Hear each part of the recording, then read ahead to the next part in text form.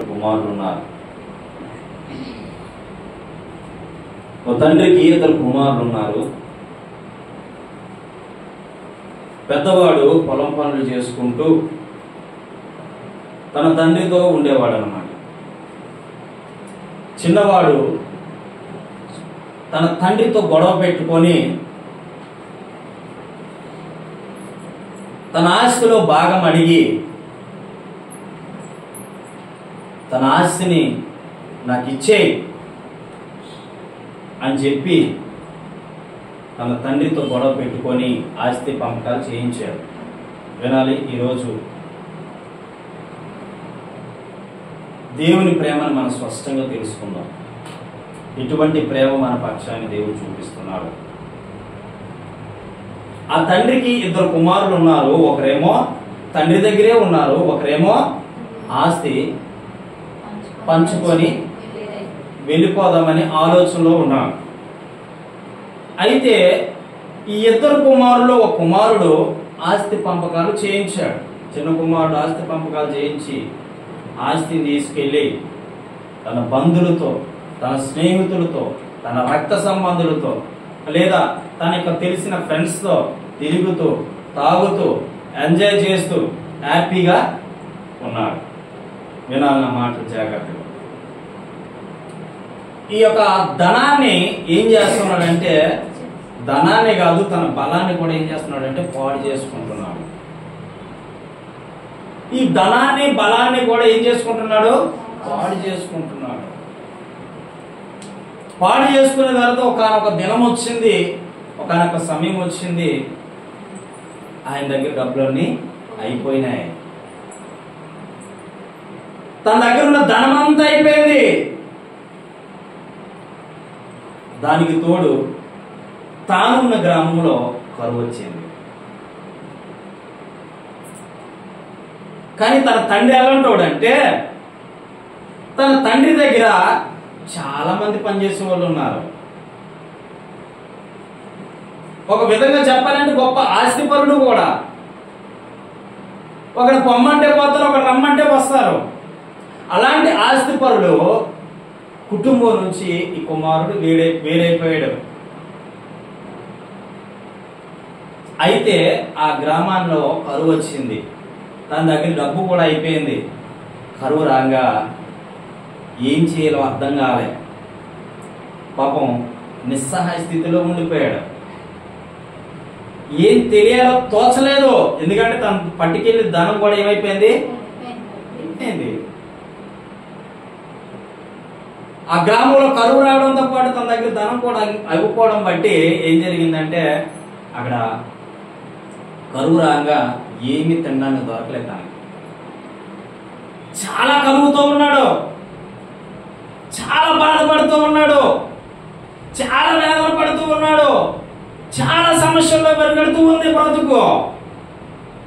చూడండి, సమస్యలు వచ్చినప్పుడు, బాధలు వచ్చినప్పుడు మనిషికి ఎలా ఉంటుంది తెలుసా?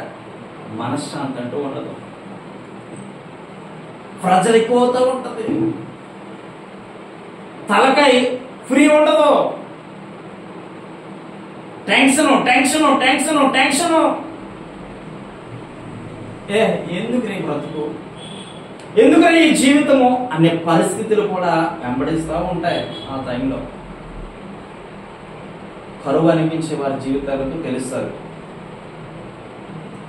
పాపం తినడానికి తిండి లేదు, కట్టుకోవడానికి బట్టలు లేవు, ఉండడానికి నివాసం లేదు. పైగా చూస్తే గ్రామంలో ఏమైంది? కరువు.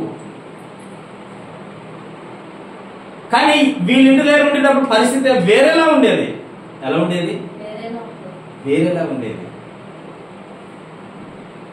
వీళ్ళ ఇంటి దగ్గర ఉన్న పరిస్థితి ఎలా ఉండేది అంటే, చక్కగా హ్యాపీగా తినేవాడు, హ్యాపీగా ఉండేవాడు, తండ్రితో అన్నదమ్ములతో కలిసి ఉండేవాడు, కుటుంబంతో కలిసి ఉండేవాడు, టయానికి భోజనం దొరికేది, టయానికి వస్త్రాలు దొరికేవి, టయానికి తన పని తాను చేసుకుంటే హ్యాపీగా బ్రతుకుతున్న ఒక లైఫ్ ఏం చేసుకున్నాడు తెలుసా? కష్టపెట్టుకున్నాడు. గుర్తుపెట్టుకోవాలి.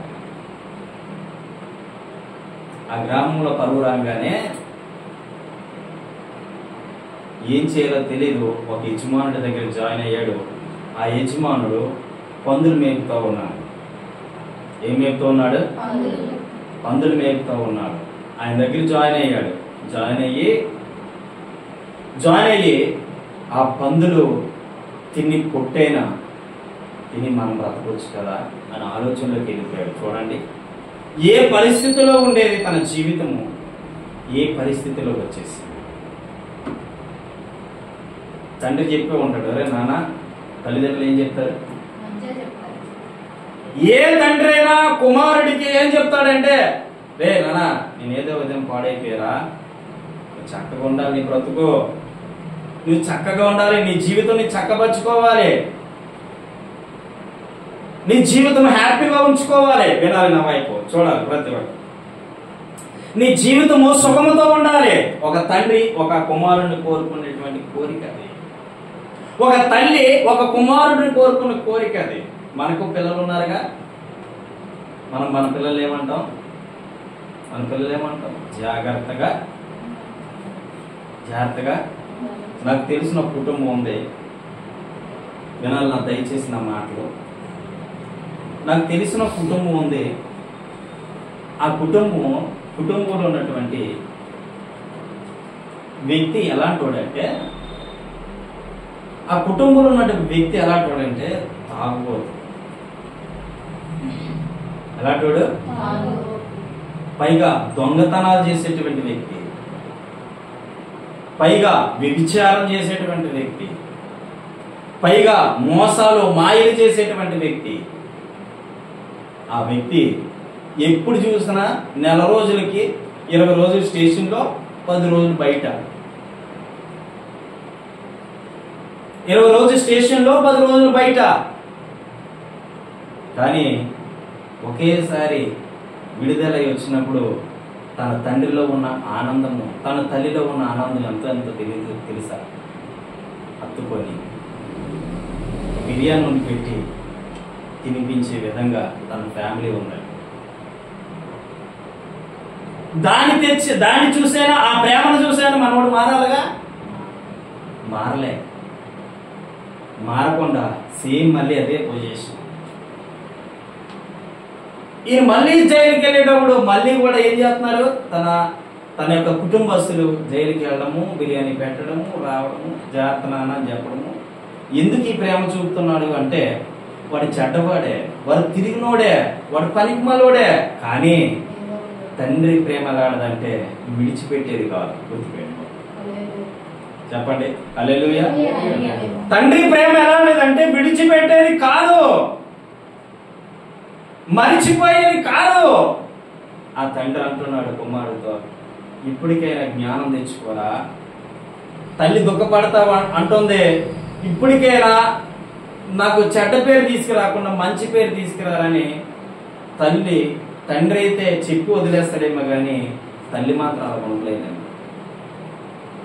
ఏడుస్తా ఉంది, దుఃఖపడతా ఉంది, కన్నీరు కారుస్తూ ఉంది. నానా, నీ కాలు పట్టుకుంటారా?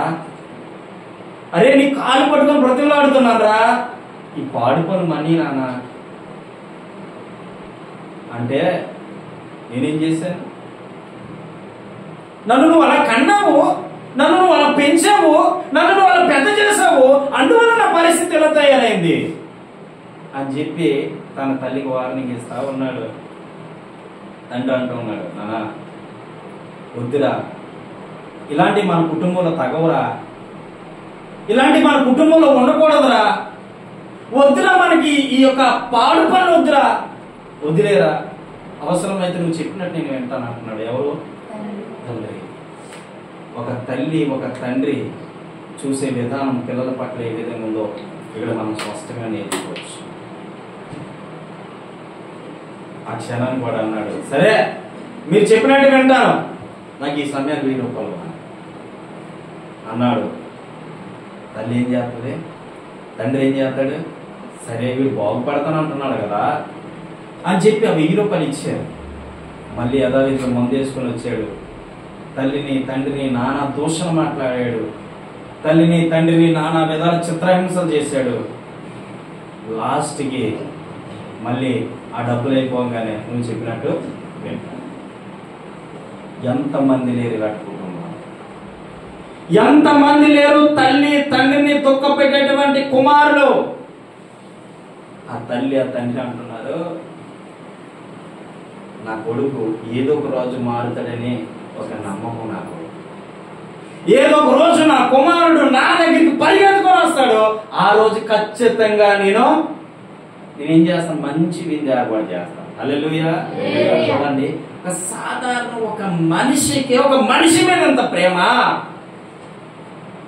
అది పనికి పాలోడైనప్పటికీ, వ్యభిచారైనప్పటికీ, మోసగాడైనప్పటికీ, మాయగాడైనప్పటికీ, లేనిపోటు మాట్లాడిన వాడైనప్పటికీ కూడా తల్లిదండ్రులు ఏం చెప్తున్నారు తెలుసా?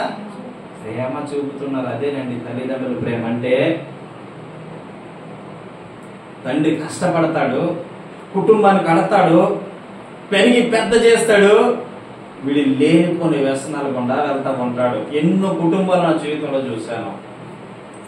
కానీ పెంచి పెద్ద చేసి ఒక స్థాయిలో నిలబడితే ఈరోజు పిల్లలు ఎలా తయారయ్యారంటే, కుమారుడైతే తండ్రి మీద తిరగబడ్డము, కూతురైతే తల్లి మీద తిరగబడ్డం, ఎంత ఘోరాతి ఘోరము. నా జీవితంలో నా జీవిత స్టోరీ చెప్తా వినండి 10 నిమిషాలు. నేను సబ్బవరం స్కూల్లో చదివేవాడిని.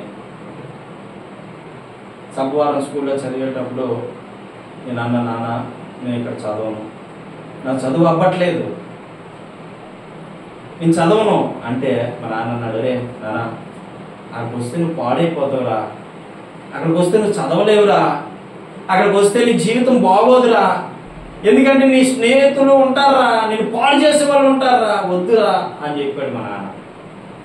అంటే నేను అన్నాను, ఎప్పుడు మాట నేను విన్నో, నీ మాట వింటానా, నన్ను తీసుకెళ్ళి అక్కడ జాయిన్ చేయంటే మా నాన్న, వద్దురా, నేను చెప్పేది వినరా, నేను ఒక మంచి పోలీసుని చేయాలని నా ఆశరా, నిజం చెప్తున్నాను, నా జీవిత సత్యం చెప్తున్నా, నేను ఒక మంచి పొజిషన్లో ఉంచాలని ఆశరా.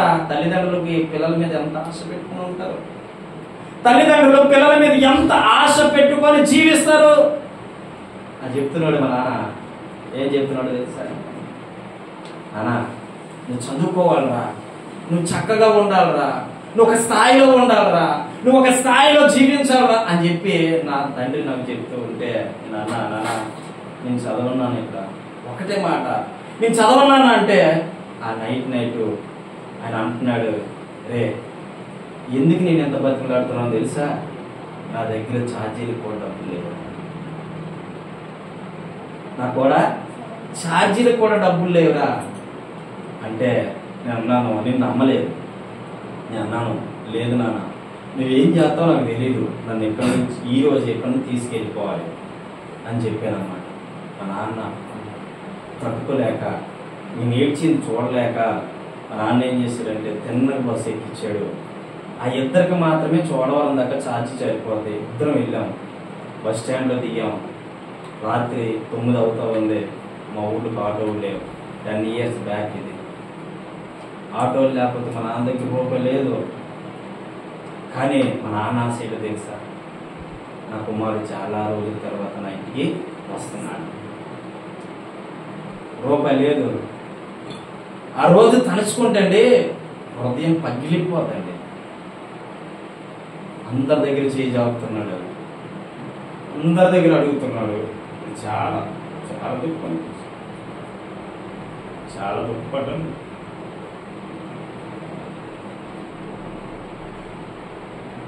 చాలా ఏడ్చాను, చాలా ఏడ్చి దుఃఖపడ్డాను.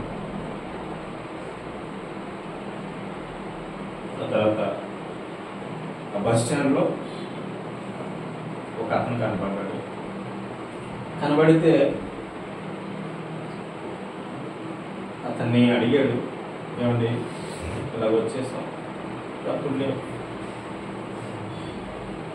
ఏం చేయాలో తెలియలేదు అని చెప్పి ఏడుస్తూ ఉన్నాడు.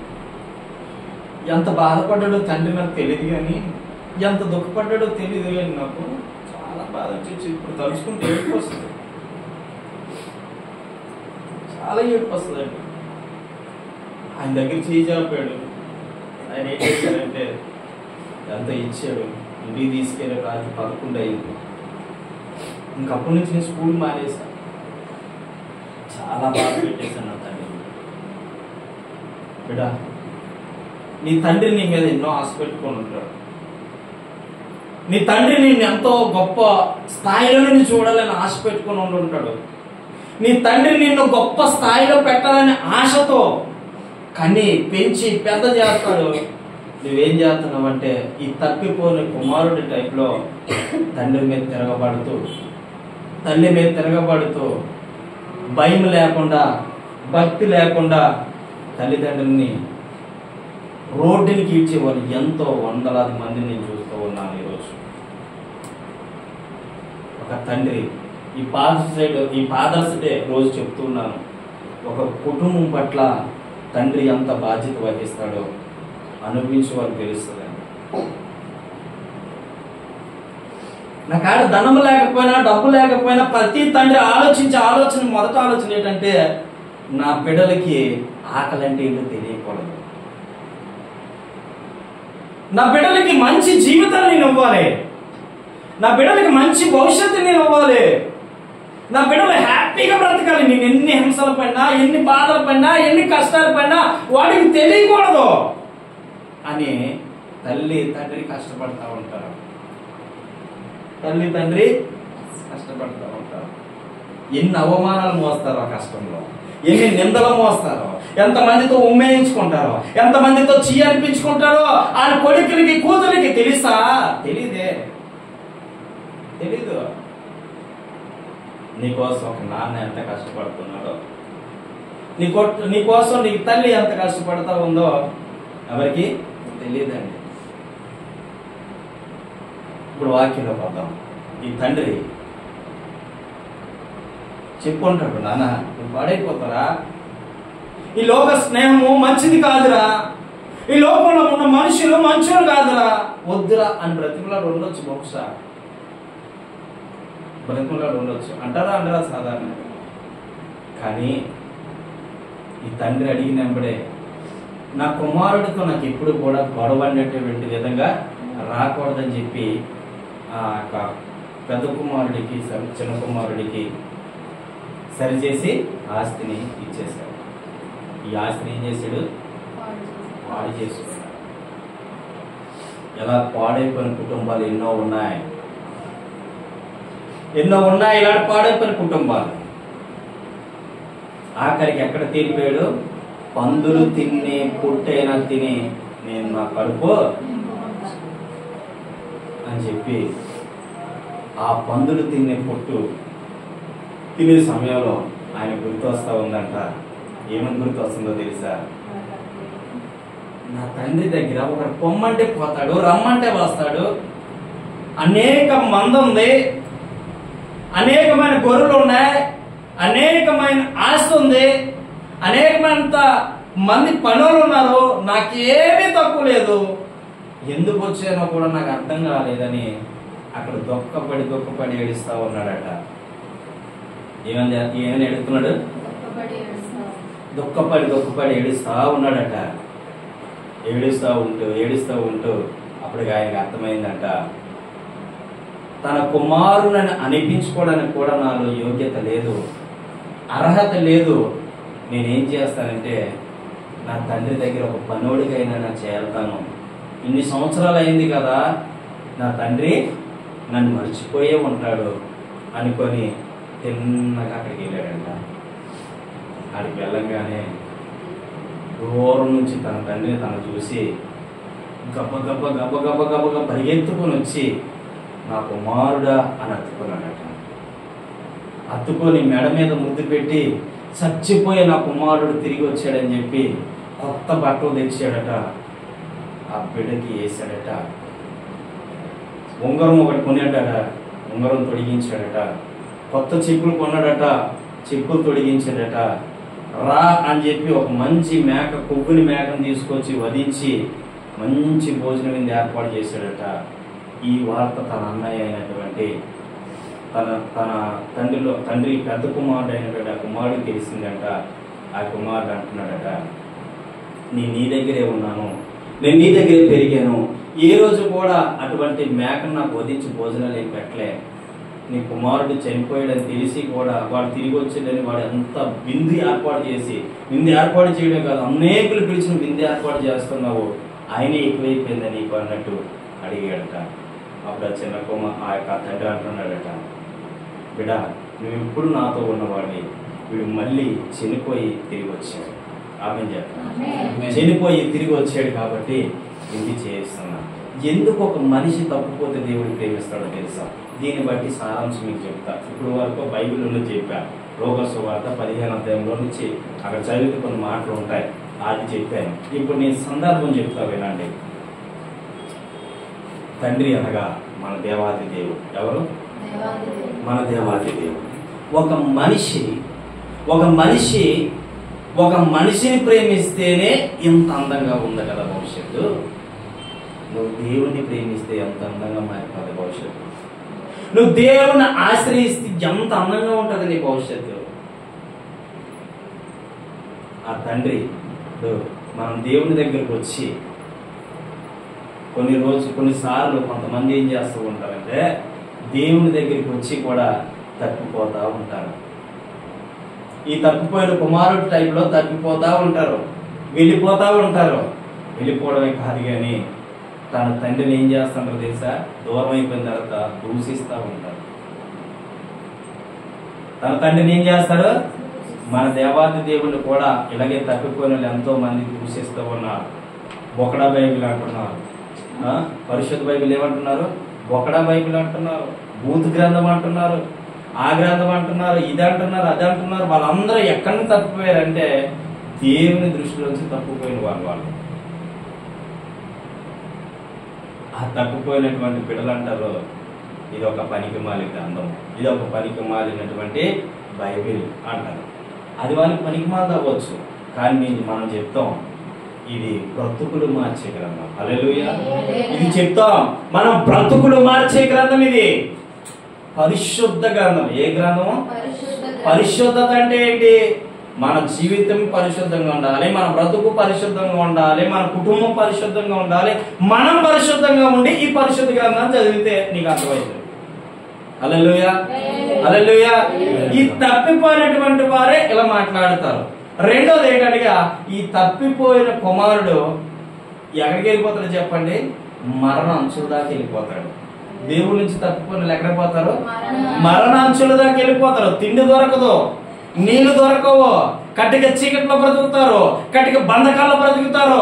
చాలా మంది శాతాల బంధకాల్లో బ్రతుకుతారు. ఇలాంటి బంధకాల్లో బంధింపబడ్డావు అంటే నువ్వు తండ్రి నుంచి విడిపోయావు కాబట్టి, తండ్రి దగ్గర నుంచి విడిపోయావు కాబట్టి, తండ్రికి నీకు దూరం అయిపోయింది కాబట్టి నువ్వు ఎక్కడికి వెళ్ళిపోయావంటే బంధకాల్లోకి వెళ్ళిపోయావు. హల్లెలూయా. నువ్వు ఎక్కడికి వెళ్ళిపోయావు? ఏ తండ్రి దగ్గర వెళ్ళిపోయావు? యేసయ్య దగ్గర నుంచి దూరంగా వెళ్ళిపోయావు. ఒకప్పుడు చేసిన భక్తిలే, ఒకప్పుడు చేసిన ప్రార్థనలే, ఒకప్పుడు బైబిల్ చదివే బైబిల్ లేదు, ఒక కుటుంబ ప్రార్థన లేదు, మరి ఏమీ లేదు. ఇప్పుడు ఏమైపోయిందంటే భక్తికి దూరం అయిపోయావు. తప్పిపోయిన కుమారుడి మాదిరి. భక్తికి దూరమైన పరిస్థితి ఎలాగుంటో తెలుసా? ఒక్కసారి కానీ దేవుని ఆత్మను రుచి చూచి వెనక్కి తిరిగితే పరిస్థితి ఎలాగుంటదంటే ఇప్పుడుండే దానికంటే డబల్ అవుతారు. ఏమవుతుంది? డబల్ అవుతుంది. ఎందుకు చెప్పమంటారా? నువ్వు దేవుని నుంచి దూరం చేయాలనేదే దుష్టుడి ప్రణాళిక. నిన్ను ప్రభుని విడదీయాలనేదే ఆడి ప్రణాళిక. నిన్ను ప్రభుని దగ్గర చూసి ఆశ్రయించుకొని ఎప్పటికైనా వీడు నాకు దొరుకుతాడు. ఏమంటాడు? వీడు ఎప్పటికైనా నాకు దొరుకుతాడు, వీడు ఎప్పటికైనా నాకు ఏదో ఒక దినాన్ని, ఏదో ఒక క్షణాన్ని, ఏదో ఒక రోజు నాకు దొరుకుతాడు. వీళ్ళిద్దరు నేను ఏం చేస్తాను? విడగొట్టాడు, చెదిరించాడు. ఏ పరిస్థితిలోకి వెళ్ళిపోయింది తెలుసా? మరణపు అంచులో. మరణపు అంచే తప్ప నీకు వేరే స్థితి లే. మరణపు అంచే తప్ప మరణంలో ఉండి శాపంలో కొట్టుకుపడిపోయి పాపంలో ఉండిపోయి ఆ జీవితంలో నలగొట్టుకొని ఆ లాస్ట్ పొజిషన్ లో అర్థమవుతుంది ఏంటంటే నేను చేసింది తప్ప రైటా, నేను అక్షరాల చేసింది కరెక్టా కాదా అని నేను ఒక రోజు తెలుసుకున్నా. ఆ స్టోరీ కూడా మీకు చెప్తా. ఒకనొక సమయంలో వినాలి.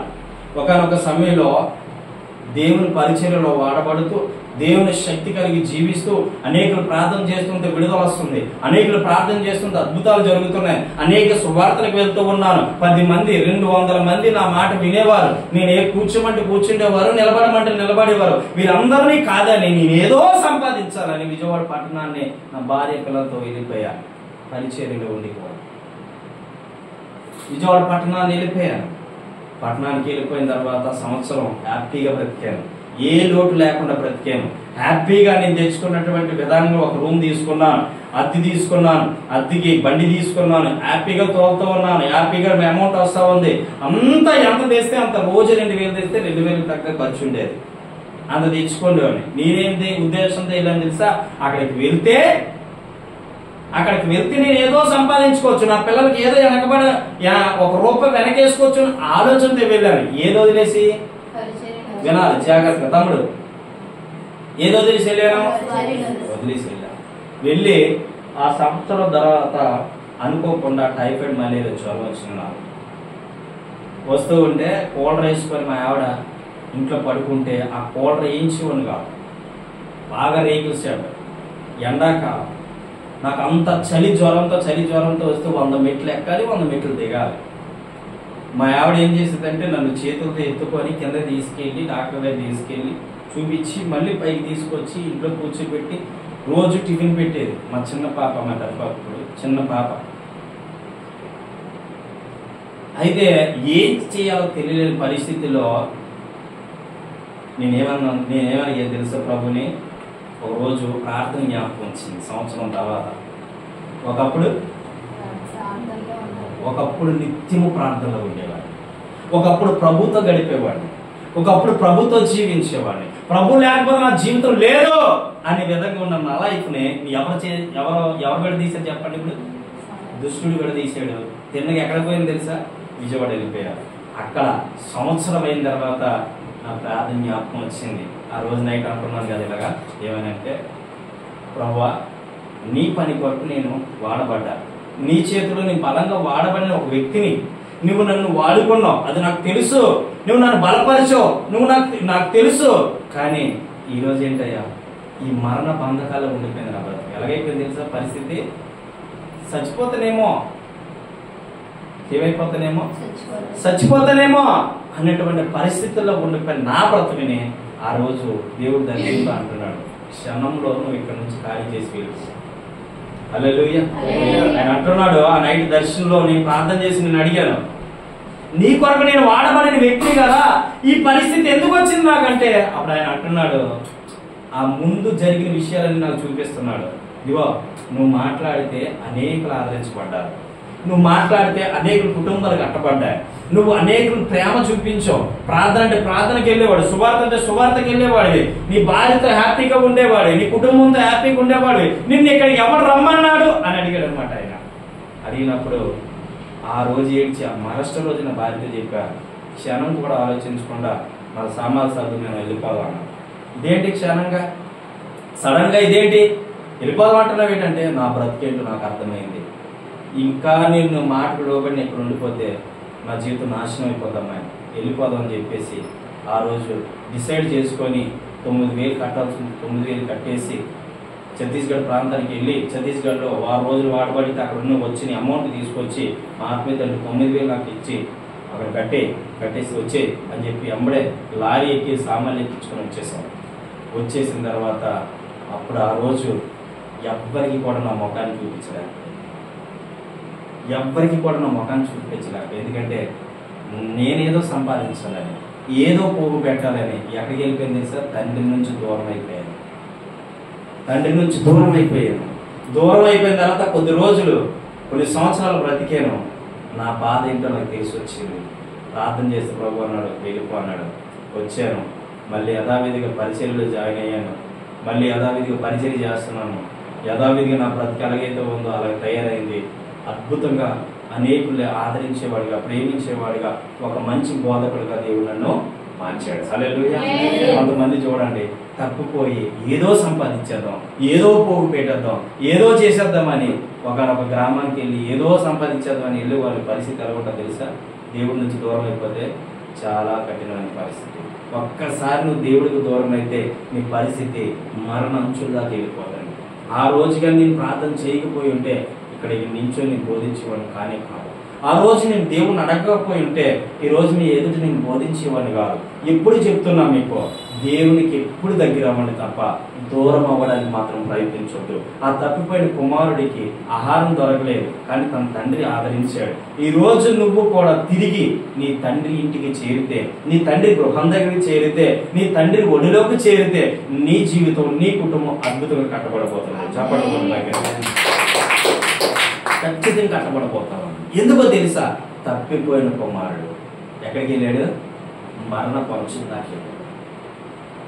మరణపు అంచుల దాకా వెళ్ళిన కుమారుని ఎలాగైతే తన తండ్రి ఆదరించి ప్రేమించాడో, ఇగో ఇంతకు మించిపోయింది ఏమి లేదు బిడ్డా, నువ్వు అధైర్యపడకో, నువ్వు నాకు ఏమి చేయవద్దు, నా పరిచయం నుండి నువ్వు వాడబడాలి. అదే నా ఆశ అని ప్రభు నీతోనే చెప్తున్నాడు. నీతో చెప్తున్నాడు. నువ్వు దూరం అయిపోవడం నాకు ఇష్టం లే, నువ్వు దూరంగా బ్రతకడం నాకు ఇష్టం లే, నువ్వు దూరంగా జీవించడం నాకు ఇష్టం లే, నువ్వు దూరంగా వెళ్ళిపోయి ఏదో సాధించాలని కూడా నాకు ఇష్టం లే. ఒకటే చెప్తున్నా, ఇక మించిపోయింది ఏమి లేదు, కానీ నన్ను అడుగు, నేను నీకు ఇవ్వబోతూ ఉన్నా. హల్లెలూయా, హల్లెలూయా. తండ్రి ప్రేమ చూడండి ఎంత గొప్ప. లోక ప్రేమ చెప్పాము మొదట, రెండోది దేవుని ప్రేమ చెప్తున్నా. ఇప్పుడు చూడండి, ఈ తండ్రి తప్పిపోయిన కుమారుణ్ణి వస్తే మంచి వస్త్రం కట్టాడు, ఉంగరం పెట్టాడు, తర్వాత విందు చేయించాడు. ఈ 3 విషయాలు చెప్పి నేను ముగిస్తాను. తప్పిపోయిన కుమారుడు గురించి ఆ 3 విషయాలు చెప్పాను. ఇప్పుడు దేవుడి నుంచి తప్పిపోయిన ఒక మనిషి గురించి చెప్తున్నా. ఏంటంటే, తప్పిపోయిన నీకు ఏం అధికారం కోల్పోతావో తెలుసా? పరిశుద్ధాత్మ అనే అధికారం కోల్పోతావు. ఏ అధికారం కోల్పోతాం? పరిశుద్ధాత్మ అనే అధికారాన్ని కోల్పోతాం. పరిశుద్ధాత్మ అనే అధికారాన్ని కోల్పోతే తప్పుపోయి నీకు పిలిచి దేవుడు ఆ కుమారుడికి వస్త్రాలు ఇచ్చాడు. తన తండ్రి నీకే వస్త్రాలు ఇస్తాడు తెలుసా? ఘనమైన వస్త్రం కడతాడు. చప్పటి పట్టి తప్పుపోయిన నీకు ఘనమైన వస్త్రాన్ని కడతాడు. తెల్ల వస్త్రం దేనికి సాదృశ్యం తెలుసా? పరిశుద్ధతకి సాదృశ్యం. హల్లెలూయా, హల్లెలూయా.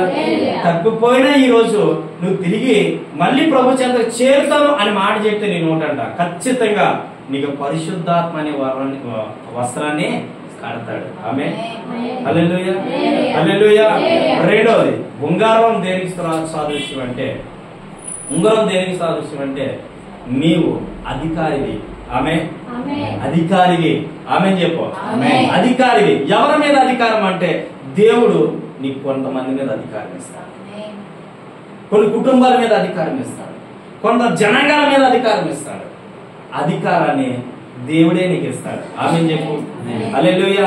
ఆ కుమారుడికి అధికారం ఇచ్చాడు. నా కుమారుడు నీవు ఇక నుంచి నేనే పని అయితే చెప్తున్నాను అందరికి నువ్వు అది పని చెప్తావు, నువ్వు అధికారంలోనే ఉంటావు. ఆమె, హల్లెలూయా. ఆ కుమారుడికి ఉంగరానికి సాదృశ్యం ఏంటంటే అధికారం ఇచ్చాడు. మొదటిది ఏంటంటే పరిశుద్ధతని కట్టాడు. రెండోది అధికారాన్ని ఇచ్చాడు. అధికారాన్ని నువ్వు తప్పిపోయావు, దేవుడి నుంచి తప్పిపోయి నీకు ఏ అధికారం ఇస్తాడో తెలుసా? అనేకులకి నీకు నువ్వు వారి పక్షాన్ని నిలబడి వాదించేవాడిగా నీకు అధికారం ఇస్తాడు. ఆమేన్, హల్లెలూయా, హల్లెలూయా. మూడోదిగా ఏం పెట్టాడు? అక్కడ మంచి విందు పెట్టాడు. దేవుడి నుంచి తప్పిపోయి నీవు ఇన్నాళ్ళు చాలా కష్టపడ్డావేమో, చాలా సమస్యలు పడ్డావేమో, చాలా బాధలు పడ్డావేమో, కానీ ఈ రోజు దేవుని ఎదుట మళ్ళీ నువ్వు తిరిగి వస్తే ఈ విందు ఏం చూసావు? ప్రధానులతో కూర్చోబెట్టి విందు చేయబోతున్నాడు. హల్లెలూయా, హల్లెలూయా. ప్రధానులతో అంటాడు దేవుడు, అంటాడు పేదవారిని తీసుకెళ్లి ప్రధానులతో కూర్చోబెడతాను. ఆమె, హల్లెలూయా. పేదవారిని మనం, కానీ మన ప్రధాన యాజకులు అంత కూడా కూర్చోబెట్టి విధంగా దేవుడు చేయగలడు. అంత గొప్ప దేవుడు మన దేవుడు. తప్పిపోతున్నావా? ఏ విషయంలో తప్పిపోతూ ఉన్నావు? ఎందుకు తప్పిపోతూ ఉన్నావని నిన్ను నువ్వు పరీక్షించుకొని నువ్వు సరి చేసుకుంటే, నీ బ్రతుకు నువ్వు సరి చేసుకుంటే, నీ జీవితం నువ్వు సరి చేసుకుంటే, ఆ తప్పిపోయిన కుమారుడు వచ్చినప్పుడు ఆ తండ్రి ఏ విధంగా సేవ తీశాడో ఈ రోజు నా ప్రభు నిన్ను అలా సేవ తీయబోతాడు. హల్లెలూయా, హల్లెలూయా. అందుకే దేవుడి నుంచి నువ్వు దూరం అవ్వదు. నీ బ్రతుకుని నాశనం చేసుకోవద్దు. నీ పరిస్థితిని దూరం చేసుకోవద్దు. ఇప్పుడు ఏ బ్రతుకుందో నాకు తెలియదు, నువ్వు ఏ పరిస్థితిలో జీవిస్తున్నావు నాకు తెలియదు, ఏ విధంగా నడుచుకుంటున్నావు నాకు తెలియదు, కానీ ప్రభు నీతో చెప్తున్నాడు నిన్ను ఒక జ్యోతి వలె ఉంచాలని, నిన్ను ఒక కుటుంబంలో ఒక మంచి కాపరి వలె ఉంచాలని, కొంతమందికి బోధించే వ్యక్తిగా నిన్ను ఉంచాలని, నీ పరిస్థితిని మార్చాలని ప్రభు ఇదిలో నీతో మాట్లాడుతూ ఉన్నాడు. నువ్వెందుకు దూరం అయిపోతూ ఉన్నావో ప్రభుత్వం చెప్పు. ప్రభుత్వం చెప్పు. నీ కుటుంబం పరిస్థితి ఆయనకు తెలుసు, నీ జీవితం ఏంటో ఆయనకు తెలుసు, నీ యొక్క పరిస్థితి ఒడిదుడుకులు ఎలా ఉన్నాయో ఆయనకు తెలుసు. ఆయన ఏం చేయాలని ఆశపడుతున్నాడో ఆయన చేసి చూపించబోతూ ఉన్నాడు. ఆమేన్ చెప్పు, ఆమేన్ చెప్పు. దేవునికి మహిమ కలుగునుగాక, దేవునికి మహిమ కలుగునుగాక. ఏ మాట అయితే నీ ఎదుట మాట్లాడాడో అది నెరవేర్చి చూపించే దినం రాబోతావు ఖచ్చితంగా. దేవుడు అద్భుతమైన దేవుడు. తప్పిపోయిన కుమారుని నేనైతే నా కొరకై నిరీక్షించే తండ్రి నా యేసు. తప్పిపోయిన కుమారుని నేనైతే నా కొరకై నిరీక్షించే తండ్రి నా యేసు. ఈ లోకమంతనే నాకు లేదయ్యా ఆనందం, నీ సన్నిధిలో గడిపిన నా హృదయం పొంగెనే, నా హృదయం పొంగెనే. హల్లెలూయా. ఆయనలో ఉన్న ఆనందం అంతెంత కాదండి, దేవుడితో ఉన్న ఆనందం అంతెంత కాదు. ఆయనతో ఉంటే, ఆయనలో ఉంటే, ఆయన కుటుంబంలో పాలు పాగస్తుడివే, ఆయన కుటుంబంలో ఒక మంచి పరిచారకుడివే, ఆయన ఒక సంఘం అనే కుటుంబంలో ఒక మంచి పరిచయం చేసే వ్యక్తివై ఉంటే ఆయనలో ఉన్న ఆనందం ప్రపంచంలో ఎక్కడ లేదు. వస్తువులో లేదు, డబ్బులో లేదు, ధనంలో లేదు, బంగారంలో లేదు, ఇక దేనిలో కూడా లేదు. ఆయనలో ఉన్న ఆనందమును పొందుకోవాలనుకుంటే హోలీ స్పిరిట్ పొందుకో. ఆమేన్. హల్లెలూయా. దేవుని ఆత్మకు అంత శక్తి ఉంది. ఈ లోకంలో దేనితో పోల్చలేము. ఆమె చెప్పండి. ఈ లోక సంతోషాలు కాస్త నవ్విస్తే కాస్త కవ్విస్తాయి, కానీ దేవుడిచ్చే సంతోషం నిరంతరం నిలిచిపోతాయి. ఆమేన్. హల్లెలూయా. ఎందుకు ఆ సంతోషాన్ని కోల్పోతున్నారు బిడ్డ? ఎందుకు ఆ జీవితాన్ని కోల్పోతున్నారు? ఎందుకు అంత సంతోషకరమైన బ్రతుకుని మీరు వ్యయపరుచుకుంటున్నారు? ఎందుకు పాడు చేసుకుంటున్నారు? ఎందుకు దాన్ని విడిచిపెడుతూ ఉన్నారు? దేవుళ్ళో ఉన్న ఆనందం ప్రపంచంలో ఎక్కడా లేదు. డీజే పెట్టుకుని డ్యాన్సులు చేసినంత మాత్రాన ఆనందం దొరకదు. పెళ్లి చేసుకున్నంత మాత్రాన ఆనందం దొరకదు. భార్యతో షాపింగ్కి వెళ్ళేంత మాత్రాన ఆనందం దొరకదు. బిడ్డలే 5 స్టార్ హోటల్లో తినిపించినంత మాత్రాన ఆనందం దొరకదు. అది కాస్త మాత్రమే, అది కొంతసేపు మాత్రమే ఆనందం. కానీ దేవుడిచ్చే ఆనందము ఆనందించుడి మరలా చెప్పుదును ఆనందించండి. దేని బట్టి ఆనందించాలో తెలుసా? దేని బట్టి సంతోషించాలో తెలుసా? ప్రభువుని బట్టి. ఆమేన్ చెప్పండి. హల్లెలూయా. ఈ ఆనందం పొందుకోగానే లోకానందం నీకెందుకు? లోకంతో నీకు అసలు పని ఉండకూడదు. ఆనందంతో కూడినటువంటి చాలా షోస్ వచ్చాయి మనకి టీవీలలో. జబర్దస్త్ అని, కమెడియన్స్ అని, ఇంకొని ఇంకా చాలా చాలా వచ్చినాయి. అందులో లేదు ఆనందం. మొన్న ఒక ఆయన చెప్తున్నాడు, మొన్న ఒక ఆయన ఒక సేవకుడు ఒక దగ్గరికి వెళ్ళాడు, ఒక షోకి వెళ్ళి తన జీవితాన్ని హాని పాడు చేసుకున్నాడు అనుకుంటున్నాను నేను. నాకైతే తెలియదు పూర్తిగా, సేవకుల గురించి మాట్లాడే అప్పు అర్హత నాకు లేదు. కానీ ఆయన కన్నీరు పెట్టుకొని కొన్ని మాటలు చెప్పిన తర్వాత నేను ఎలా చేయడం వల్ల నా బ్రతుకు ఎలా దిగజారిపోయింది, నేను ఎలా చేయడం వల్ల నా పరిస్థితి ఎలా దిగజారిపోయింది. నన్ను ఎవరైనా మీటింగ్ పిలిస్తే వెళ్దాం అనుకుంటే పక్క సేవకులు అంటున్నారు ఆయన పిలవండి అని తన హృదయాన్ని గాయపరుస్తూ ఉన్నారట. నేను ఎలా తినాలి, నా భార్యని నేను ఎలా పోషించుకోవాలి, నా భార్యతో నేను ఎలా ఉండాలి, తినడానికి తినలేదు, కట్టుకోవడానికి బట్టలు లేవు, ఉండడానికి నివాసం లేదు, నా పరిస్థితి ఏంటి అని ఒక వీడియోని ఏడుస్తూ ఉంటే నాకు చాలా బాధ అనిపించింది. ఎందుకో తెలుసా? మంచి జీవితాన్ని తనకి ఇచ్చాడు దేవుడు, మంచి భవిష్యత్తును తనకి ఇచ్చాడు. కానీ ఎవరు నాశనం చేసుకున్నాడు? దాన్ని నాశనం చేసుకున్నాడు. ఇప్పుడు ఆయన వీడియోలు ఏడుస్తూ ఉంటే చాలా బాధ అనిపించింది నాకు. నేను అనుకున్నా, ప్రభువా క్షమించే, కనిపించే. ఒక సేవకుడు బహుబలంగా వాడబడుతూ ఉన్నప్పుడు ఒక సేవకుడు లేదా సంఘంలో విశ్వాసి గొప్పగా వాడబడుతూ ఉన్నప్పుడు, నీ ద్వారా అనేక కుటుంబాలు కడుతూ ఉన్నప్పుడు చాలా చాలా జాగ్రత్తగా ఉండాలి. అది విశ్వాసే కావచ్చు, సేవకులే కావచ్చు. సేవకులు ఇంకా జాగ్రత్తగా ఉండాలి, తప్పుపోకూడదు. ఏ విషయంలో తప్పుపోయినా దానికి ఖచ్చితంగా రుసుము చెల్లించాలి. బ్రతుకులో గుర్తుపెట్టుకోవాలి. ఇక్కడ ఉన్నప్పుడే రుసుము చెల్లించాలి. తెలుసు కదా రుసుము అంటే? తెలుసు కదా, పాపం వల్ల వచ్చే జీతమో ఖచ్చితంగా. పాపానికి నేమో సావుకి లింక్ పెట్టిన దేవుడు. నువ్వు పాపం చేసేవాడు అయితే ఖచ్చితంగా మరణం.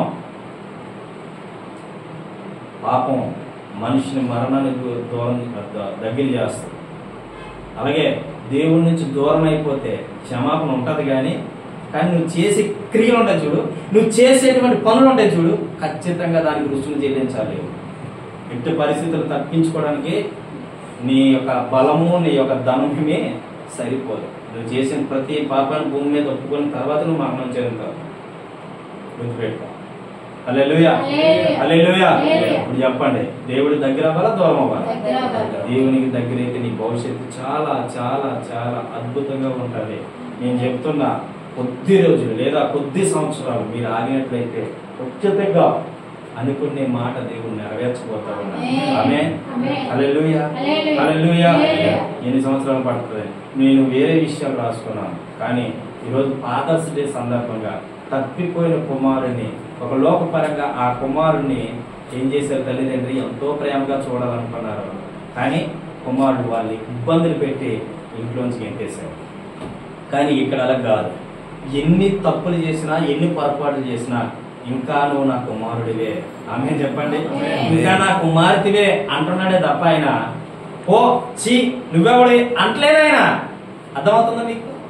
ఆయన అనట్లేదు, రా ఇంకా నా ప్రేమ తెలుసుకో, నేనంటే ఇంకా ఏంటో తెలుసుకో, నేనంటే ఇంకా ఏ విధంగా నువ్వు బ్రతకాలో నేర్చుకో, నేను నిన్ను ప్రేమిస్తున్నా. ఏ ప్రేమతో ఆయన ప్రేమిస్తున్నాడు తెలుసా? లాస్ట్ మాట చెప్తున్నాను, ఇదిగో శాశ్వతమైన ప్రేమతో నేను నిన్ను ప్రేమిస్తున్నాను. ఈ ప్రేమలో కలంకమైనను, మచ్చైనను, ముడతైనను మరి ఎటువంటిది ఏమీ లేదు. ఇటువంటి ప్రేమతో నేను ప్రేమిస్తున్న యేసయ్యని నువ్వు మరిచిపోయావా? నీ అంత ఏంటంటారు దాన్ని, దురదృష్టవంతులు మనకి ఎవరు లేరు అని చెప్పుకోవచ్చు. కాబట్టి గమనించండి, మంచి ప్రేమతో మన పరమ తండ్రి మనల్ని ప్రేమిస్తున్నాడు. ఆ ప్రేమని ఎటువంటి విధానంలో కోల్పోతూ, ఆ ప్రేమను ఎటువంటి విధానంలోని కూడా నువ్వు దాని నుంచి ఎడబాయకుండా నీ జీవితాన్ని కాపాడుకోవాల్సిన బాధ్యత నీది. కాబట్టి ప్రేమ పేరటి మాటలు నీకు తెలియజేస్తూ ఉన్నా. దేవుడి మాటలు దీవించును గాక, దేవుడి మాటలు ఆశీర్వదించును గాక, దేవుడి మాటలు పడి ఫలింప చేయును గాక. మంచి నేలలో కూలిన విత్తనముల వలె వారి హృదయాల వాక్యం ఫలించును గాక. అందరూ కళ్ళు మూసుకుందామా? కళ్ళు మూసుకోండి అందరూ కూడా.